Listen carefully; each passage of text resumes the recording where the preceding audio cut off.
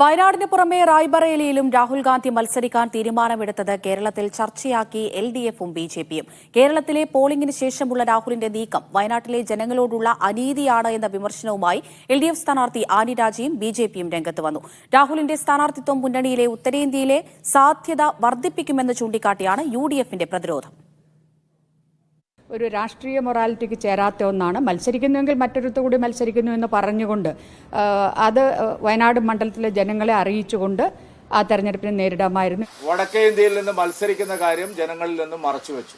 തുടർച്ചയായി രാഹുൽ ഗാന്ധി വയനാട്ടിലെ ജനങ്ങളെ വഞ്ചിച്ചുകൊണ്ടിരിക്കുക. അതിനെ ഇടതുപക്ഷം സ്വാഗതം ചെയ്യാണ് വേണ്ടത്.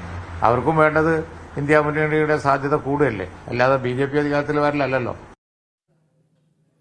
കെ ആർ സാജു തിരുവനന്തപുരത്ത് നിന്ന് വിവരങ്ങൾ നൽകാനായി ചേരുന്നുണ്ട്. സാജു, നേരത്തെ പ്രഖ്യാപിച്ചിട്ടില്ലായിരുന്നെങ്കിലും രണ്ടാമതൊരു മണ്ഡലത്തിൽ കൂടി രാഹുൽ ഗാന്ധി മത്സരിക്കുമെന്നുള്ള കാര്യം ഉറപ്പായിരുന്നു. ഇന്നിപ്പോൾ ആ ഒരു തീരുമാനം വന്നിരിക്കുകയാണ്. ദേശീയ തലത്തിൽ വലിയ തരത്തിലുള്ള ആരോപണങ്ങൾ ബിജെപി മുന്നോട്ട് വയ്ക്കുന്നുണ്ട്.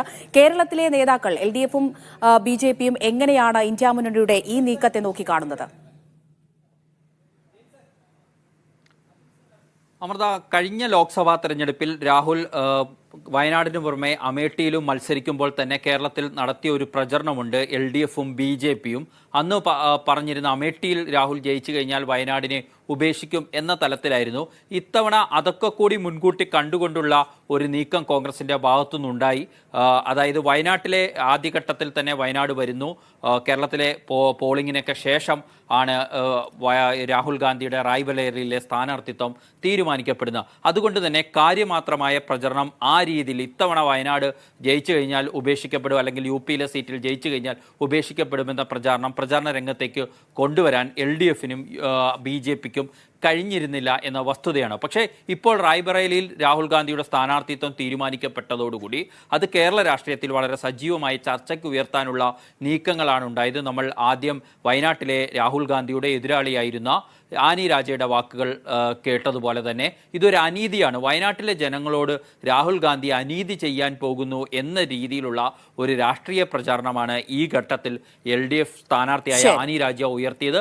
സമാനം തന്നെയായിരുന്നു ബിജെപിയുടെയും നിലപാട്, കേരളത്തിലെ ജനങ്ങളെ വഞ്ചി. പക്ഷേ അതിനെ വളരെ കൃത്യമായി ഇപ്പോൾ യുഡിഎഫ് പ്രതിരോധിക്കുന്നുണ്ട്. കാരണം സംഘപരിവാറിനോട് യു പിയിൽ ഏറ്റുമുട്ടാനാണ് രാഹുൽ ഗാന്ധി ഇപ്പോൾ സ്ഥാനാർത്ഥിത്വം പ്രഖ്യാപിച്ചിരിക്കുന്നത്. അത് ഇന്ത്യ മുന്നണിക്ക് വേണ്ടിയാണ്. ഇന്ത്യ മുന്നണിയുടെ സാധ്യതകൾ വർദ്ധിപ്പിക്കുന്നതിനെ എൽഡിഎഫ് കൂടി പിന്തുണയ്ക്കുകയാണ് വേണ്ടത് എന്ന രീതിയിലാണ് ഇപ്പോൾ യുഡിഎഫ് പ്രതിരോധം സൃഷ്ടിക്കുന്നത്. അമൃത.